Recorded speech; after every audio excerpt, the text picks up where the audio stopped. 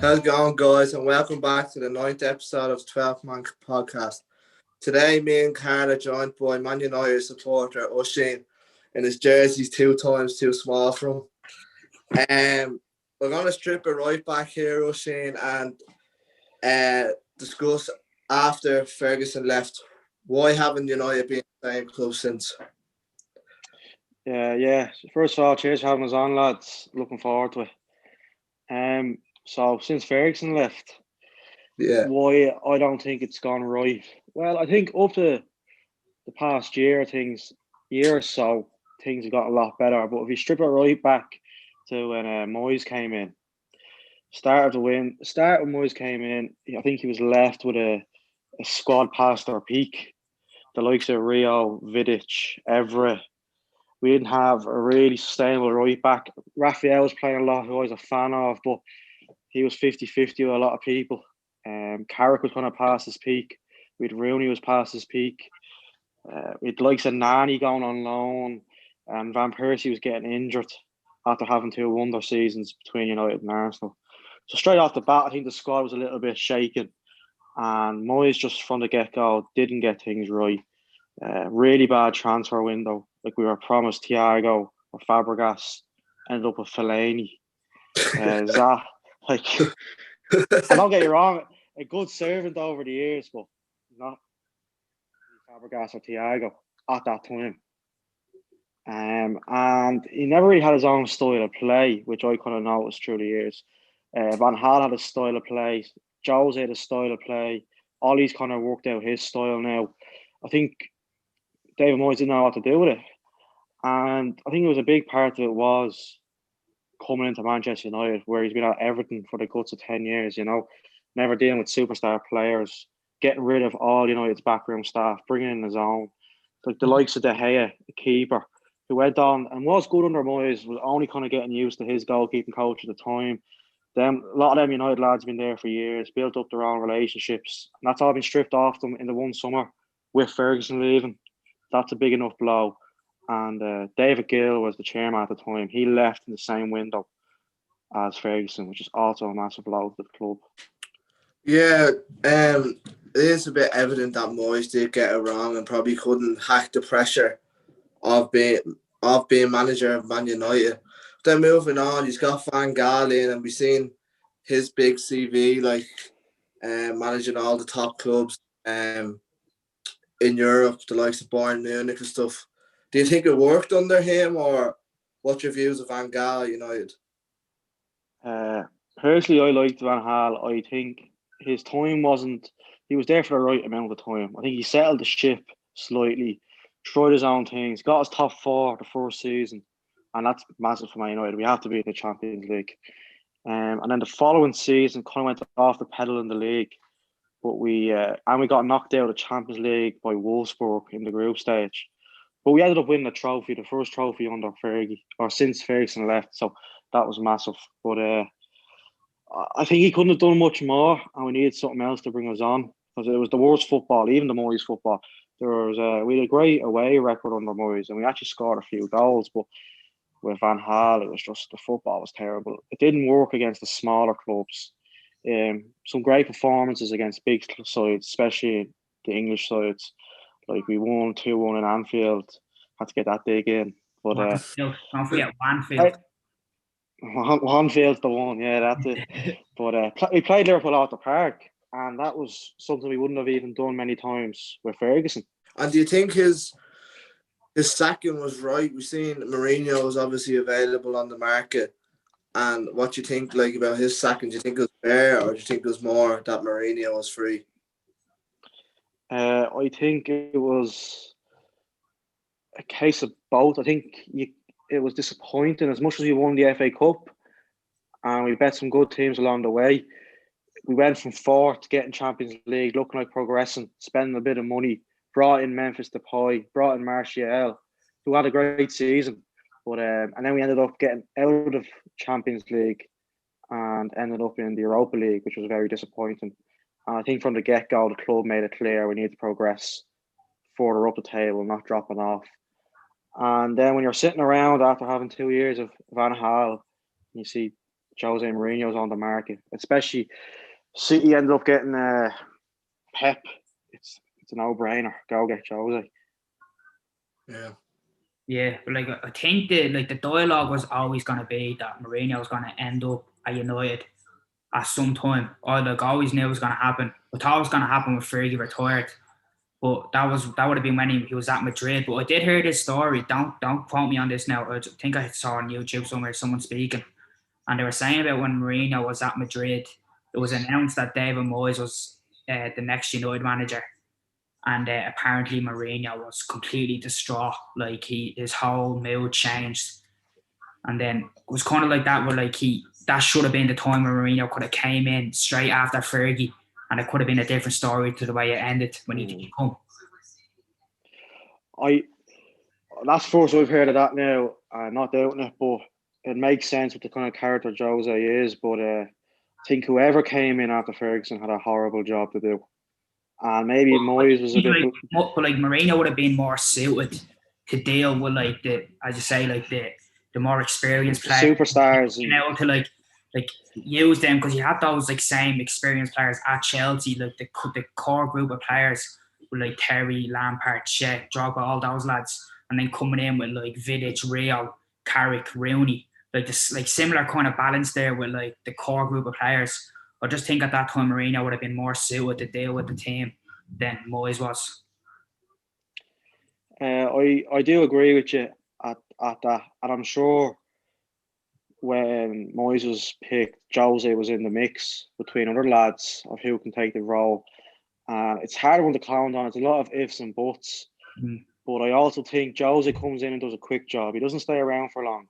Yeah. United at that time, especially it's a club where values its projects and getting young lads involved. Like, that's Man United to the core. Bringing academy lads through, which I think Moyes has a better track record than Jose. Maybe out of circumstances that Everton at the time couldn't spend the money. But I just felt Ferguson obviously trusted Moyes through being a fellow Scotsman, knew the league. You'd remember Jose was out of the Premier League for about 5 or 6 seasons by that time, you know? Yeah. So, and money comes into things. I know we all love football for the game, but let's be honest, it's a money game as well. Could be some dosh to take Jose out of his Real Madrid contract at the time. Yeah, I agree. Like, it was always going to be a big thing for United then, especially when you said like David Gill leaving as well, and then Woodward coming in. Like, it was a complete change just from the hierarchy down. But then Mourinho came in. Anyway, what was your thoughts then when he was appointed? Initially, I was delighted Jose came in. You have to, no matter who you support, you have to respect Jose, what he's done in the game. I thought it was the first time since Ferguson that I felt like, gee, we're back. United are back to the big time. We have a world-class manager.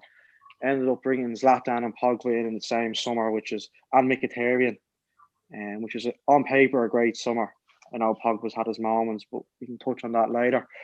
And Zlatan's been brilliant for the club for his 18 months. So I was delighted when Jose came in. And I felt it's really now United v City, a battle of the two clubs going at it, because they brought in Pep.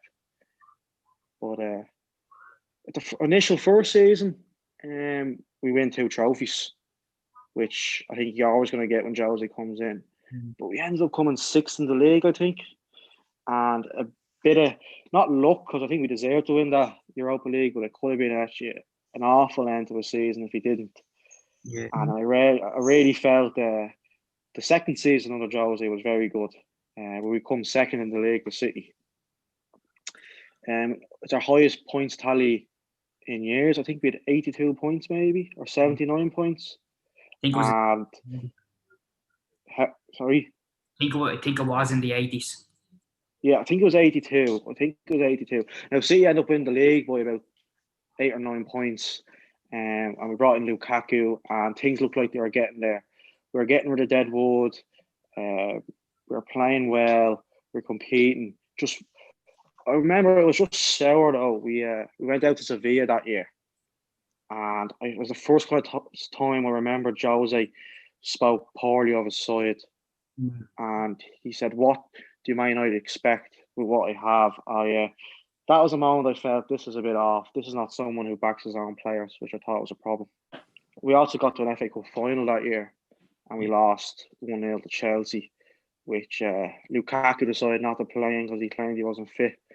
I'm pretty sure it was Chris Small and Phil Jones starting in centre back for that match. Yeah, did Phil Jones give away the penalty? Could have done, yeah. Hazard scored it, yeah. And we had an offside goal, and the likes of Alexis Sanchez was playing, and it was a sour end to a season. So there's actually a United journalist called Andy Mitten, and he followed United out on their tour of America that summer, and they played Liverpool in a friendly. Liverpool ended up winning 4-1. And he spoke to both managers and both sets of players after the game. And I remember he said in a podcast after that trip, the United camp were off it. They weren't as a unit. Jose was complaining and wasn't enjoying himself. Couldn't get much out of the players. And he actually got more out of Klopp on the Liverpool side after the game, which for United journalists is surprising. And I think that kind of explained and sums up the following 12 months both clubs had. Jose was gone by that Christmas, didn't get any signs in, didn't hit the ball running at all, struggling to win games, got sacked losing 3-1 in Anfield. Yeah. And it just went all sour, and the club was really down. It was a low point since, I know we keep going back in time, but since Ferguson left, it was a real low point. And it was now a case of 3 managers, 2 really successful managers, and 1 Premier League proven manager.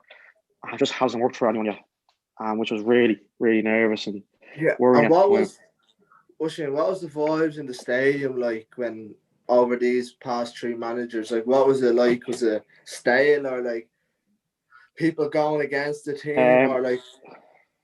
What was it like? United's match day go and support they are good for supporting their own, getting behind your own. Because at the end of the day, if you don't look after your own, who will? Especially when you're Man United, everyone wants you to lose.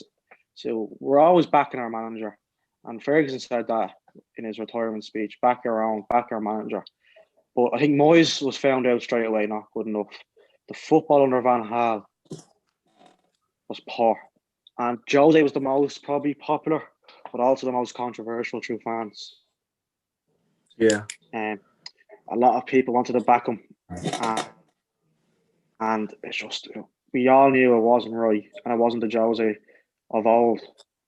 So I think it was kind of like the worst kept secret around the stadium, around the fans.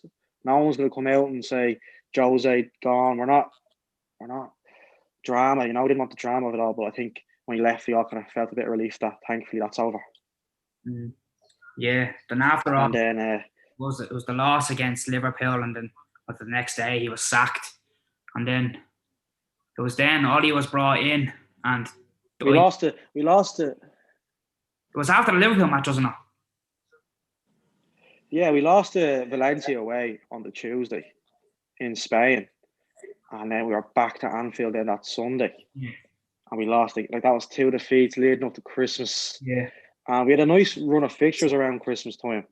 So it's kind of, if we're going to bring in a manager here, get them in now, and we have a nice run of games ahead. And obviously, Solskjaer gets sacked, or Jose gets sacked, and less than 48 hours, Ollie comes in. What were your first initial thoughts when he was brought in? I'll be honest, I was in 2 minds. One, obviously club legend, so I knew straight away he'd understand what Man United's all about, the youth side of things, what we need, what we expect as a fan. So I was delighted off that side, but also you have to be slightly wary. He was coming from Norway and managed Cardiff City as well. It doesn't read like Van Gaal's read CV-wise, or Jose's read, or even Moyes' CV. But that also looks back, that didn't work for us. So what do we have to lose? And he was only going to come in as an interim at the beginning. Yeah. So I said, he'll come in, fresh face, fresh ideas. I was kind of excited and willing to give this a go. Yeah, we've seen all that like on social media. Rio, you know, like after beating PSG in the Champions League, slamming the papers on the ground, signing them up and all. Honestly, do you think it was a bit rushed? I think after that PSG game, he went on a bit of bad form. Just after that PSG game, do you think? Yeah, we did. Lost to Arsenal, if you were in, I think, wasn't it? If you were in that board situation, would you have gave it to him that early, or? I don't know why they needed to do that. They could have had a quiet word with him and said, "Look, things are going well. Maybe start planning for the summer." Yeah. But left it at that. Why do we need to come out and give him the job in April? Like, what a random time to give someone preparing a job. Yeah. We went on a bit of a slant then, but that happens to every side, especially the run of games we did go on. I think we won 11 games on the trot, like beating sides like Chelsea and Arsenal, Spurs away. So it was a weird one. I think beating Paris played into that. The club are probably giddy. The club are very out of touch with the fans, I have to say. So they probably presumed that was making the fans happy. Well, I think let's stay the ship here, see how it goes. Like he was always going to get the job. Really, there was no one on the market. There was no one on the market at the time, so I think he would always get the job. I didn't know why they needed to go about things like that, though. Yeah, but you could, as soon as he came in, like I thought straight away, the change of the club changed. He just brought that United DNA back straight away. He brought Carrick to the coaching team. Obviously went on that great run. Like in his first game, he beat Cardiff 5-0, like playing proper attacking football, like completely different to what I was like under Jose. So obviously then going on that run, I think it was we had Cardiff, then Huddersfield, and then we had a couple of runs up until the Spurs game. And that was like, right, they had a few easy games up against Spurs now. So let's see how they really are. And then we went on to beat 1-0 with the Rashford goal, the great pass by Paul. Yeah. What was massive at that time was... And you're like, geez, he's actually doing something good here, like, and then obviously got the job. And especially before that Spurs game, we were beating teams, we were outscoring teams, we weren't keeping clean sheets. I think, we kept a clean sheet against Spurs. Now, if Sam was on, you'd say it was a lucky clean sheet, but at the end of the day, we kept a clean sheet against a great side, and that was a real moment of saying, right, we can attack, but we can also defend now. Oisin, I want you to be honest with me here. When you went through that slump at the start of the season, you know, and there's a lot of people saying you exited Champions League against Leipzig, wasn't it? In the group stage, and then a lot of people, not United fans, were jumping to Ollie out, Ollie out. What were you? What did you think of the situation? I'll be honest, I was in two minds. I supported Ollie and I like how things have been going, but I was just devastated after that Champions League knockout, especially how we started out so well in the group, beating Leipzig 5-0 at home, going to Paris, winning again. It was looking so good. And he has to take some blame in us not qualifying out of that group stage, along with the players. There's also sometimes at United there's a big it's always the players' fault, or it's always Ollie's fault. It's a collective effort. I think any team has to have good place off a manager and off the side. So I think that was disappointing, but I recognise the progress, and it was the best football United have been playing for years, so you had to respect that. Yeah, have you seen much progress from the United last year towards now? Yeah, I do, big time. The likes of Wolves over Christmas and Villa over Christmas, I don't think we were winning them games last year. We drew 0-0 at Anfield, and I was really disappointed with the result. I thought we could have won. Well, literally this time last year, we were beaten 2-0 comfortably by Liverpool, and it was a bit of kind of got what we deserved today, Yeah, Carl touched on the last podcast about United closing the gap on Liverpool, that they were 1 point up. I think it was before Liverpool played Brighton, obviously. What do you think of that? Do you agree with him there or what? I partially disagree. I think United should be worrying about themselves, not what Liverpool do. The whole point of this season, at the moment we're in a title chase. We shouldn't be concerned about just being better than Liverpool. There's 20 teams in the league. It's not about Man United versus Liverpool. It's about Man United getting to the top. And obviously, you want to get past Liverpool and get to the top, you have to be better than the previous champions. But I just feel I'm not satisfied with the idea of, it's all right how we do as long as we're better than Liverpool. That's small club mentality, in my opinion. Yeah, like I wasn't really getting at it's Liverpool. Like I said, champions, or like it could have been whoever champions was, not just the fact that it's Liverpool. Just like talking about the progression over the last year, how we can have a bad run of form but still be ahead of the champions. It just shows that progression that's there. Not the fact that it's Liverpool, just the champions. Like could have been like. Yeah, I get that, and just by chance, it is Liverpool who are champions. So, but with this run of so-called bad form, we lost the opening day of the season. We had about a 2-week break. Yeah. We had players out. We had players injured. We had a few COVID cases. Not the end of the world. And then we were really poor against Arsenal, which was, I think, really disappointing. That Spurs game was just obviously 6-1 at home. It's never good enough as Man United. But I think that was a real case of. I was watching that game with Connor, actually. I think it was a real case of the COVID season itself. I don't think that 6-1 with crowds. Like we saw Liverpool then that night losing 7-2 to Villa.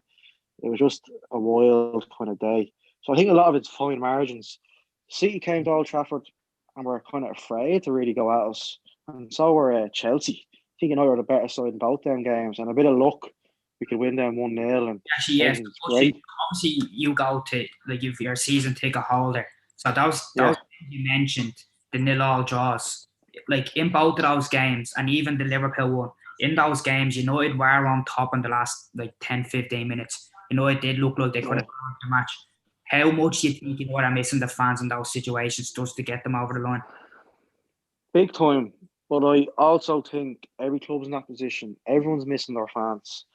But United's Old Trafford, especially that City game more than Chelsea, I think we would have really got behind the lads. And yeah, look, could have pushed on big time. I also feel I want to point out on them games. Cavani was playing, he was coming off the bench. We didn't really know our best side. Pogba was nowhere to be seen in the Chelsea game. We were missing. We were like, is Fred McTominay our best too? We've Lindelof at the back. I don't even think we knew the best way of going about things. And I kind of wish them games were present day and would really back us. And Ushe, what do you think of the Bruno coming in? I kind of compared it to when Van Dijk came in for Liverpool.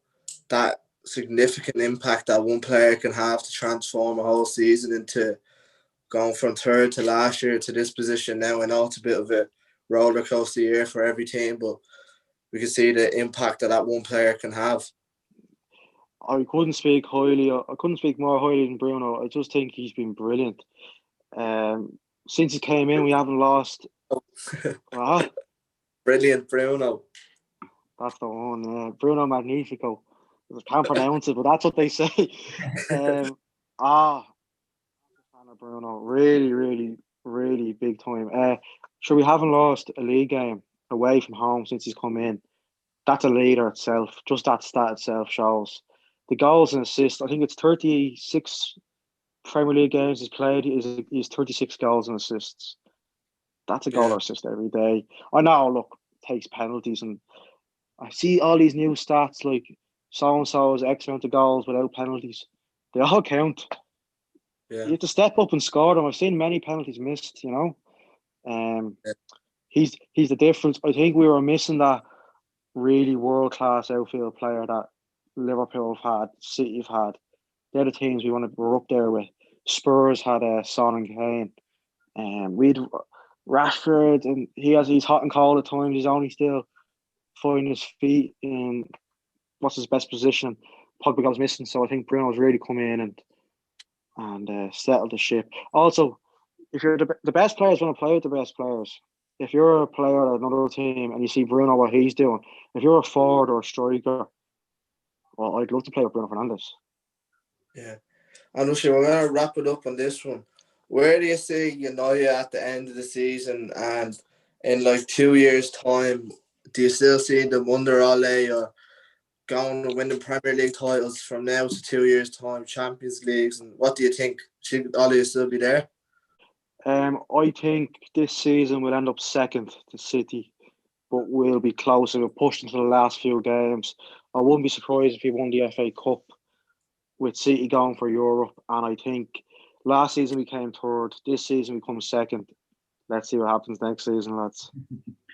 Right, lads, we're going to leave it at that. Thanks very much, O'Shea, for coming on.